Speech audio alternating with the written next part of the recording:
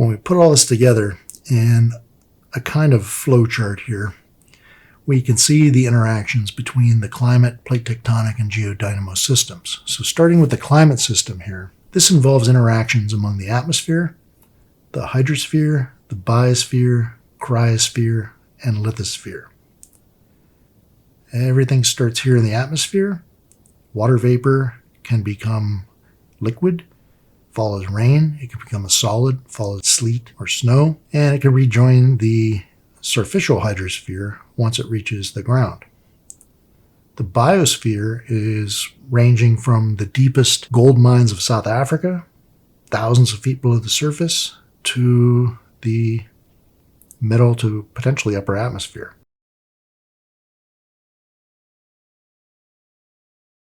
It will spread into the cryosphere. This is all of the ice on the Earth's surface. And, as I mentioned a minute ago, into the lithosphere. So life lives on and within the lithosphere. The atmosphere itself is a gaseous envelope extending from the Earth's surface to an altitude of about 100 kilometers, give or take some distance. The cryosphere, again, is all ice on the Earth's surface, including the polar ice caps, glaciers, and other surface ice and snow. The hydrosphere is surface water. It comprises all oceans, lakes, streams, puddles, rivers, and groundwaters. If you live on an acreage and you're getting your water from a well, you're still getting your water from the hydrosphere. If you're getting it from a river, hydrosphere. If you're catching it from the atmosphere, well, it's hit the ground, so now it's part of the hydrosphere. The biosphere is all organic matter related to life near the Earth's surface. In reality, it's all living things, from microbes, viruses, prions, up to the most complicated organisms on the Earth today.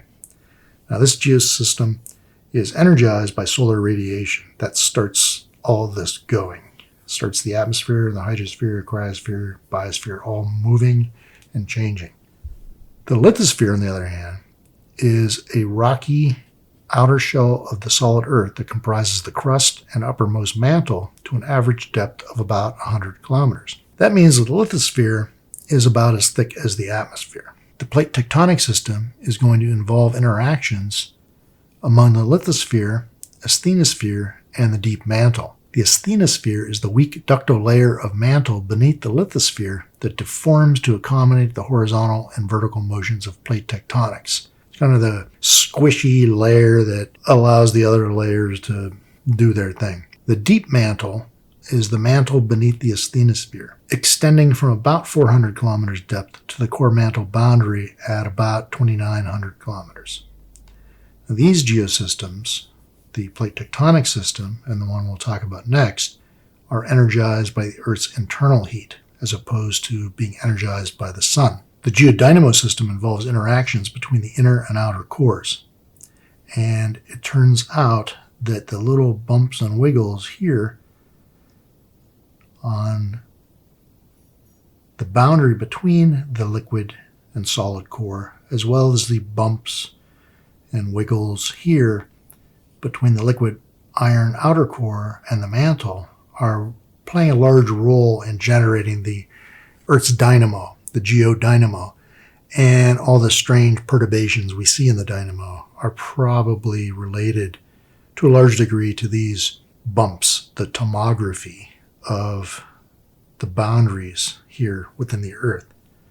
Now, the inner core is going to be a sphere composed primarily of solid iron, extending from about 5,150 kilometers deep to the Earth's center at 6,370 kilometers. That's a solid, behaving as a solid. The outer core behaves as a liquid. It's got the same basic chemical composition as the inner core, but it's not under quite as much pressure. This liquid shell, composed primarily of molten iron, extends from about 2,900 kilometers depth to 5,150 kilometers in depth. So where does this heat come from? We've all seen this equation. E equals mc squared. What does that mean? Why is it important? Energy is equivalent to mass times the speed of light, c, squared. Speed of light is a big number, therefore the mass can be small, and the result is a big number, a very, very big number, times a small number equals a lot of energy. And here we see the basic history of the development of atomic weapons. Hiroshima was a 15 kiloton weapon. Castle Bravo, this was an American weapon, a test weapon in the Pacific, it's 15 megatons, 1,000 times more than this bomb. The B-41 bomb comes in at 25 megatons. Now, one thing that was learned from the Castle Bravo test in the Pacific was that lithium can play a role in generating much, much more power in an atomic weapon. And in fact, by the time the Tsar Bomba was developed by the Russians, based on information stolen from the Americans, they set off this 50 megaton bomb.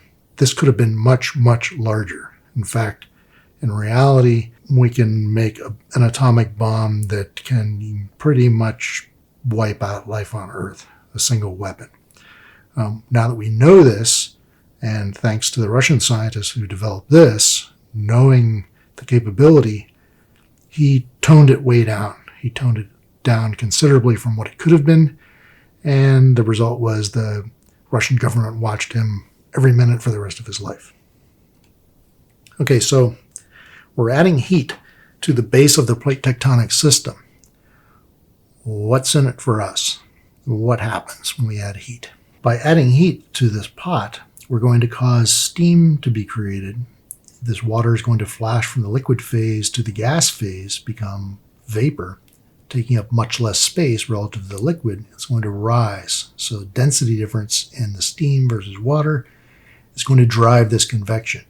As it rises to the surface of the pot, it cools, and as it's cooler, it's becoming more dense. It's going to sink again, and we start this convection cell here. The same thing happens here.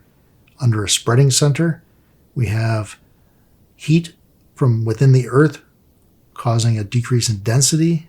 That material rises here. That drags this material along with it. And as this material rises and cools, it's going to grab on to this material. This is new crust that's being formed here at a spreading center. Going to grab on this new crust and drag it with this convection cell. Eventually, this new crust, being dense because it's new crust, it hasn't undergone the same chemical distillation the continents have, it's going to be more dense than the continents, so it's going to ride underneath and disappear down here into a number of possible fates that we'll talk about later on. So this convection generated by the heat is going to drag plates away. As it drags this plate away and subducts it, there's some accommodation space here.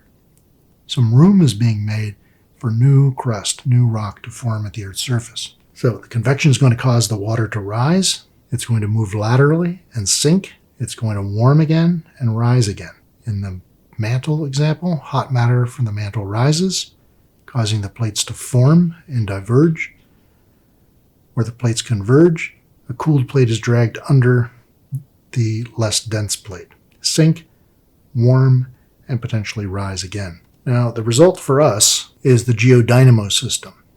This is rapid motion of the liquid outer core stirring up electrical flow in the solid inner core, causing the Earth's magnetic field. It works a lot like a bar magnet. Now, we can simulate the geodynamo in its most simple way by looking at a bar magnet and the magnetic fields that are generated from the relationship between the North Pole and the South Pole of that bar magnet. So you'll notice that field lines originating from one portion of the magnet move away from the magnet and then return to the magnet in a different location. We can simulate that electromagnetically by wrapping a copper wire around an iron rod or a nail and connecting that to a battery. The electrical charge flowing through this wire as it moves along this rod is also going to generate an electric field. in this case, an electromagnetic field. The Earth is doing this naturally, and it's the rotation of the mantle relative to the liquid outer core relative to the solid inner core that's serving as the generator of the charge here. When we look at the orientation of the magnetic pole relative to the geographic pole, we'll see it's offset. The geographic North Pole is the rotational axis of the Earth. The magnetic pole is where the magnetic field lines re-enter the Earth. So this actually migrates all over the high Arctic these days. Occasionally, it flips over and we have a magnetic reversal. It's going to turn out to be very important, potentially fatal to us at some point in the geologic future.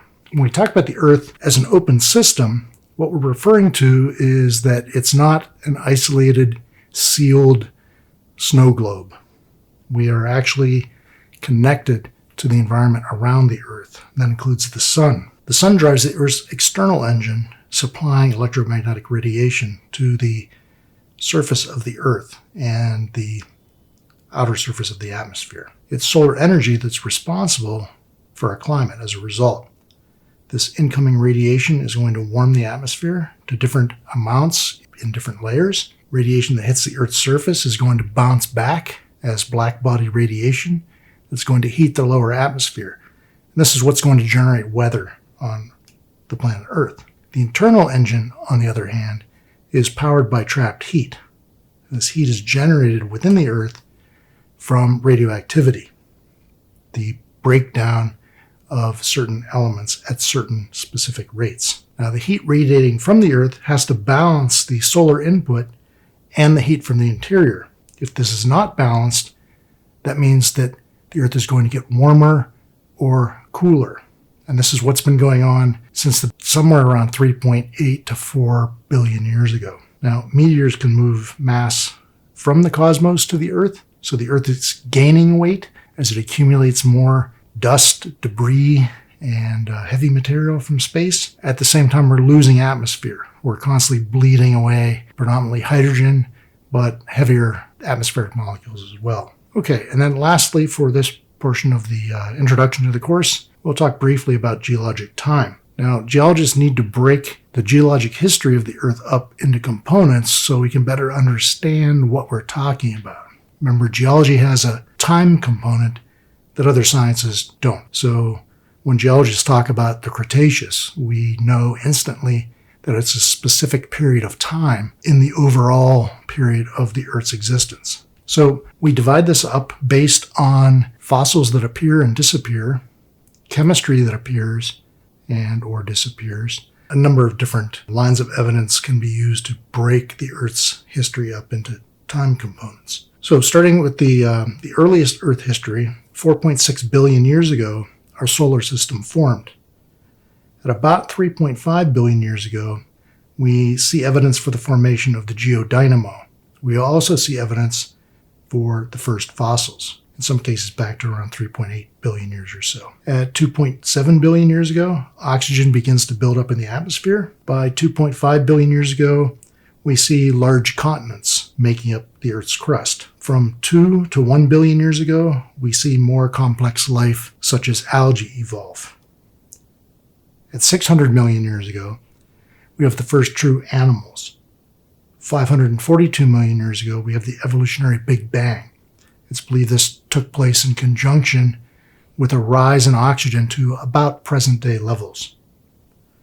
At 441 million years ago, it says 443 in your book, it's 441 or so, we have a mass extinction of life. It's not the first. This is incorrect.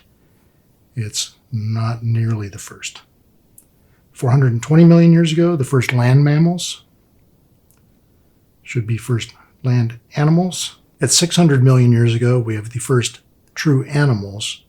542 million years ago, we see the evolutionary Big Bang when complex life forms become more common. And this is believed to be related, or at least certainly in conjunction with, the rise of the amount of oxygen in the atmosphere to present-day levels or near present-day levels. And according to your book, at 443 million years ago, the first mass extinction of life. This is not true for a number of reasons. First of all, it's at 441 million years ago. At 420 million years ago, the first land animals appear. There are other mass extinctions at 359 million years ago, 251 million years ago, the biggest of all, 200 million years ago, and 65 million years ago. At 125 million years ago, we see the first flowering plants, the angiosperms, evolve. And the development of angiosperms means that plants are going to speed up in evolutionary rate because they're reproducing sexually in a new way. At about 5 million years ago, the appearance of the first hominids that would become us, humans, and 200,000 to 400,000 years ago or so, we have the appearance of Homo sapiens, people.